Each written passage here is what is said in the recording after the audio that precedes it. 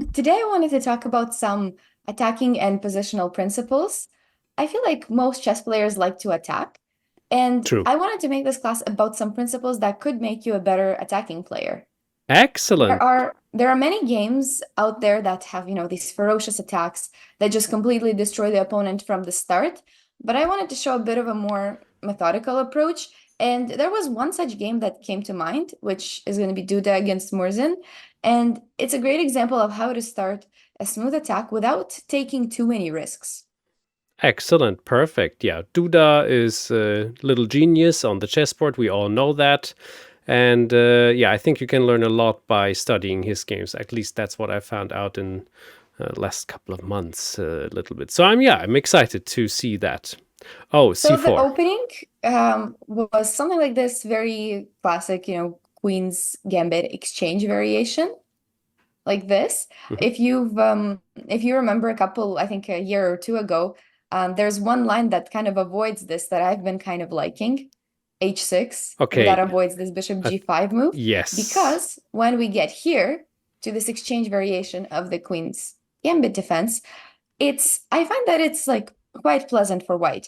Um, so that's kind of the first principle that makes for a good position, a good attack, is to choose your openings where you are comfortable. So going straight for the kill sometimes might bring quick wins here and there, but if you want to develop your potential as a player and as an attacker, at some point it's worth it to move away from tricks and into more like classical positions where you can slowly build it up.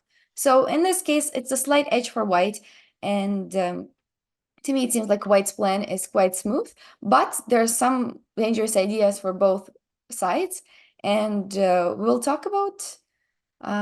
So far, it's just normal development, but I always like, after we come out of the opening, I always like to ask you what, like, are you familiar with this pawn structure, and what are some plans here for both of the sides? Good. Okay. Thank you for always asking me. For you at home, of course, we can or you can replay the game in the ChessBase article. As always, the link is below the YouTube video. And I encourage you to also try to replay on your own, or at least like look at some of the questions that Svitlana is asking us while my cat makes meow sounds in the background. I hope nobody hears it except me.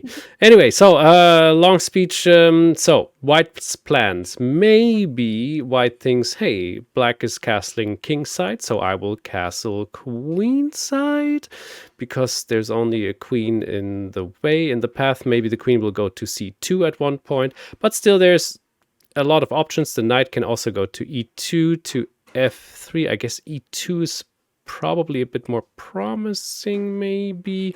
Then we have to take care of our bishop on h4, because if the knight goes somewhere else with some attack or something, then this might be unpleasant. And yeah, and then we can push pawns, but this comes later. Yeah, this is the Yeah. general idea I have, I think. It's sounding good so far. That's another principle, it's very helpful to know the pawn structures. Mhm. And we've had a few lessons on the pawn structures before, like the isolated pawn, for example, and knowing these guidelines helps you know where the pieces are ideally placed and what are kind of the typical things to do here. This pawn structure, I don't know if you know what it's called. Actually, I don't know. What's It's called the Carlsbad. Maybe you've heard of that before. Oh, no, I No? no, that's interesting. It's called the Carlsbad. That's usually, it can arise from the Caro-Kann, from the Queen's Gambit, things like that. So Ah, it's one of those, very classical positions that a lot of the previous like world champions were it playing. definitely sounds Um, and classical. and these positions, they offer basically two main lines of attack for white. One, you can pursue the minority attack with b4 and b5. Uh-huh. That's one of the plans, more of the positional plans. Another one that I like is to go for f3 and e4, more of an attack in the center, and just gaining space and creating tension. Usually that's what white is trying to do. Okay. For black, you mentioned it correctly that queen c2 is also good, by the way. You also mentioned as black correctly that the h4 bishop will get attacked after the knight moves away, so that was right. And other than that, black is probably going to try to play c5. If they do it now, we might get an Mhm. isolated pawn position. And if they play b6 and then c5, then maybe we'll get hanging pawns type of position, which are both pawn structures that are really good to know. And that I think we've talked about either a separate lesson or as part of a different lesson. So these are kind of the things to know and just to know what to expect. But so we'll go through the way that this middle game position happened, and you'll see that the attack is not going to be that quick and that it really builds up for a while. Bishop g3, so remember it's to prevent knight to e4 and making too many trades. So far it's been just developing and just trying to go for some attack. I'm sure that white wanted to go for, g4 and g5 immediately, but he decided to really take it slow and to not go for it right away, although it really does look good. Looks super tempting indeed, yeah. It does look really tempting to play it right away. But as I said, this was really a game where white took really very little risks, which I liked about this game. And you'll see why, by the very end, probably. I know you mentioned about the castling long, which also looks really tempting here. But I think that in case in between these two choices, if we castle long, then maybe c5 is going to happen. And it's just opening up in not the most like advantageous way, while like if the c file opens up, I wouldn't really love it for white as much as before. So castle short was chosen, and some trades have been made, and that's kind of another principle that Duda was really following in this game, is that he was really started off as a more positional game, because sometimes gaining space and improving pieces is needed before going for some crazy attack. So as long as the opponent doesn't have, as long as you don't give the opponent counterplay, there's really no reason to really rush with it, and you can gain more space, which in most cases is a good thing.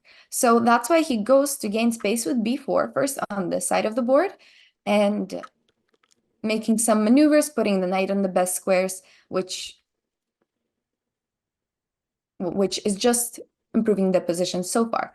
Now is one of the moments where you kind of need to decide which exchanges you would make. So which pieces do you think you would keep here? The moment of truth. So, yeah, well, our knight on c5 is tremendous, but of course it won't last for too long because there's the knight on d7 already, I guess. But then our pawn structure is even better, I think. So I would try to keep my knight on c5 until it gets swapped away.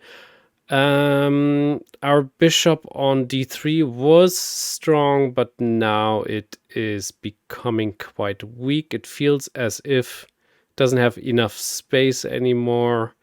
With the knight on e4, it's also a monster, and it's very hard to get rid of this knight after maybe f5 even. That could be an option.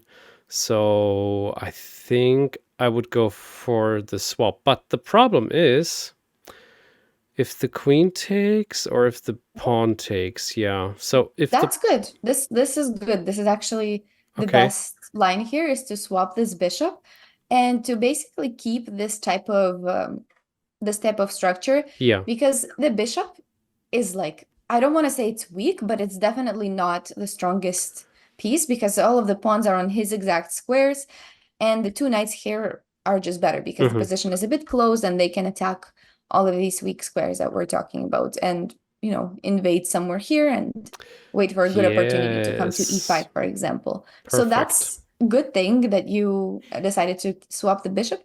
In the actual game, he did swap the bishop, but first he took this knight. Oh. It was actually better to just take with the bishop first. Oh, okay, good. Okay. But he chose this, so what is there like, why would you do that? Okay, why would I you guess simplify so much? Yes, but I think, I mean, after all, black can take on c5 anyway, so maybe okay, there's a deeper understanding, which but I think no, this is true. When I was first seeing it, it looked like it was simplifying, going towards a draw, but really it wasn't. For example, if the queen takes, then the rook kind of might get trapped with f3 ideas later. So they didn't go for this and instead took with the pawn. I And see. and this is where, as I said, it's kind of building up slowly. This is where this was an important moment as well for white. How do we kind of move to gain space on the king side now? Do you see a good way to do that? Well, very risky is the move f3, but because of course they cannot take back, and we could take on e4 instead. If they will attack the knight with f6, we just take on e4. No, this is not working. This doesn't F3 is possible. Yeah. F3 is probably the second best. But yes, after F6, it's Yeah. probably better to just retreat rather Yes. than go for all of this opening of the center, because we don't really win any pawns there. Yeah, and then things are getting awkward because after bishop going to h7, I think black will gain the advantage actually. Yeah, so there's a similar idea that you use. Well, how about brutally go with g4? That's another thing that I thought you would say. G4, So it's predictable. okay. It's not bad. It takes some calculations. So if they retreat with the bishop like this, which makes the most sense defending the pawn, then the position is pretty good. We can even go queen c5 and try to go for a nice, Very nice. attacking ideas here on the b7 pawn if they take. But the thing is, they can just give up the pawn and try to go for something like this, which, Oof. Is fine. I probably prefer white, but just a little bit unpleasant because of f6 coming up. f6, queen h4. Yeah. And bishop e4 things. Yes. Like just a bit like more of an unpleasant position. Yeah. So using the same idea as you first mentioned, f3 was based on the idea that this bishop is not defended. So instead, there is f4 plan to gain the space, and black is not able to take. Why does that surprise you? That is, that is surprising indeed. That I didn't have on my list. What about you at home? Is this something you thought of? The more I look at it, the more sense it makes, of course, because this is probably one of your attacking rules, which you want to get to, is maybe when there is a good moment to advance with the pawns. As you mentioned, the pawn structure already. Space is usually good as long as it doesn't create weaknesses. Mm-hmm. And we might say that e3 is more of a weakness now, but I'm kind of one of the people that says that if it can't be attacked, then you can't really claim that it's a weakness. So yeah, I guess anytime that you don't create any weaknesses, gaining space is generally going to be a good thing. Mm-hmm. So we already have space here. We can play b5 at the right moment, but so far there's no reason to rush with it, and it doesn't bring anything significant. So that's why I like the move of f4, because it lets us just get more space there and advance the pawns there at a good moment. So I'll go over these ones kind of quickly so that we get to the actual attacking phase of the game. And just a note here that we unfortunately cannot take this pawn because of queen to c7, which is kind of hard to see, but it opens up the rook's attack. Beautiful. It also attacks the knight, so that now the bishop has a discovered attack there with c4. So black was also seeing all of these tactics here, of course, but so Duda was taking it really slow. f5, also an important move to gain the space here and to also gain the space for the rook to join on from this f4 square, which would not have been possible to do if the pawn was still here on f2. Yeah, that's a very nice move indeed. So soon we will see why this game was actually very unique.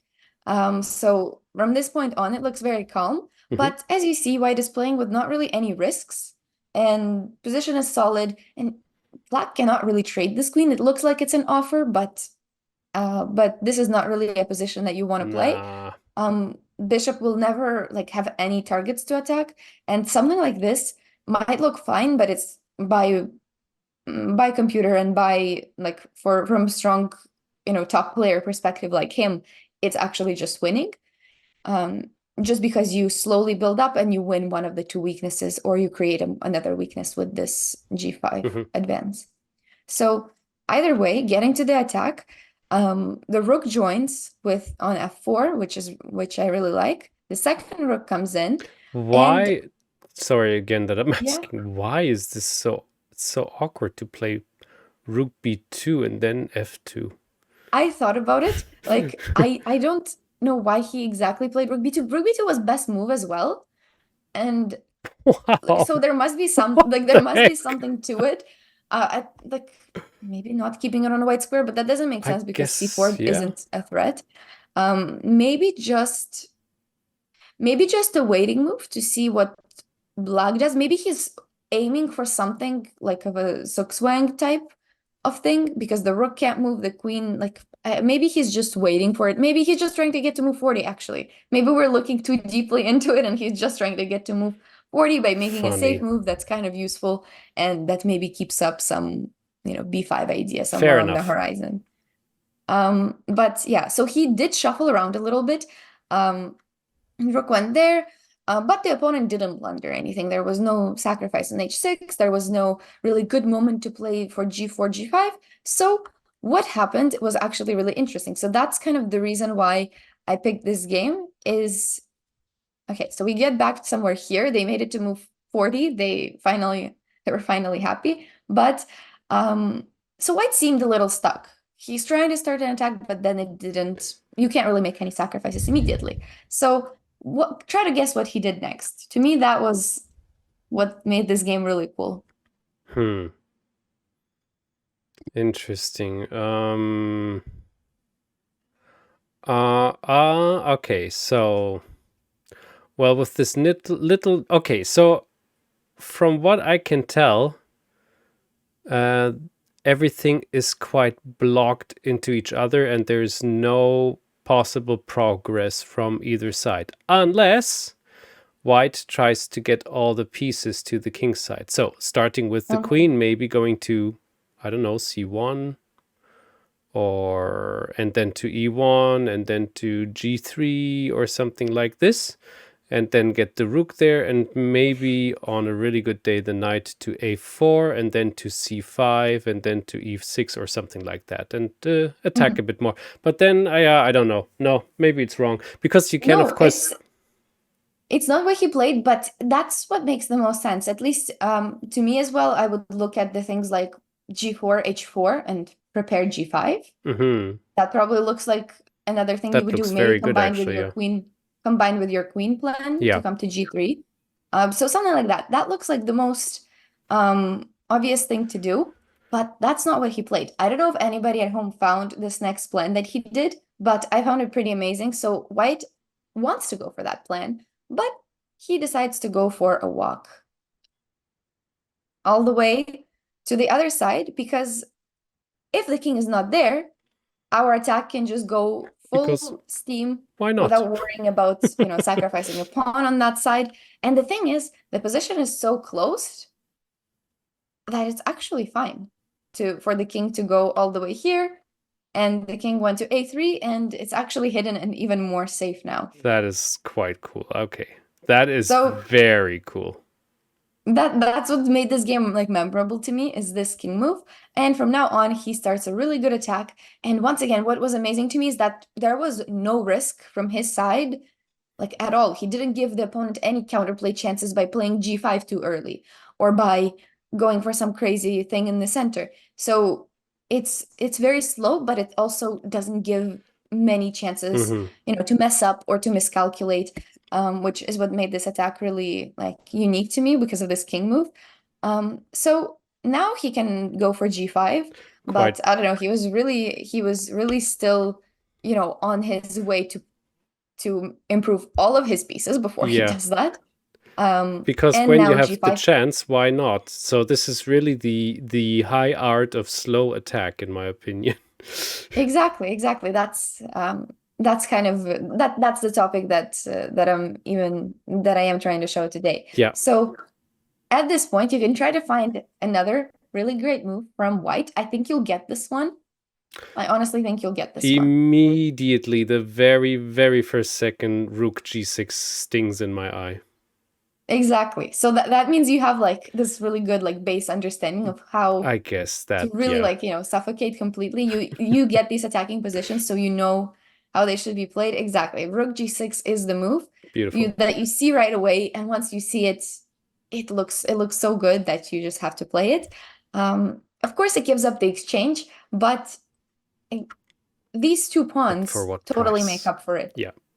So from there on, although all the three pieces are kind of hanging out on the queen side, but they can get there pretty quickly. So the rook starts joining, and then another principle of attacking chess is to really just find weaknesses and to always try to attack them. So here it's very obvious what is a weakness is h6. We made that a weakness by opening up, by giving up our rook.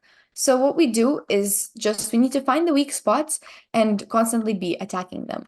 Black is also trying for a good counterplay chance to get in with the rook or with the queen, but that doesn't matter because there's already checkmate threats with queen f4.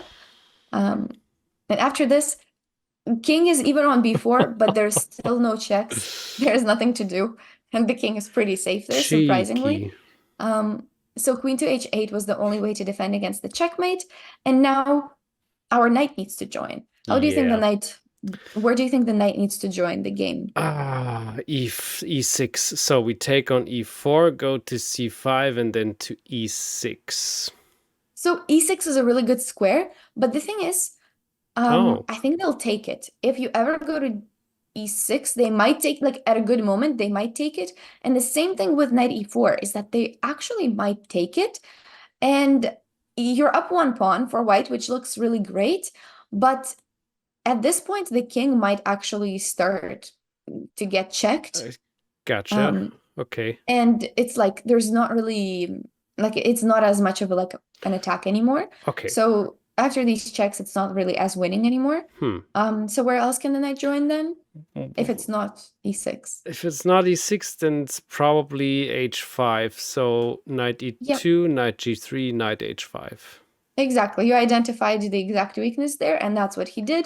Knight went to g3, which is great.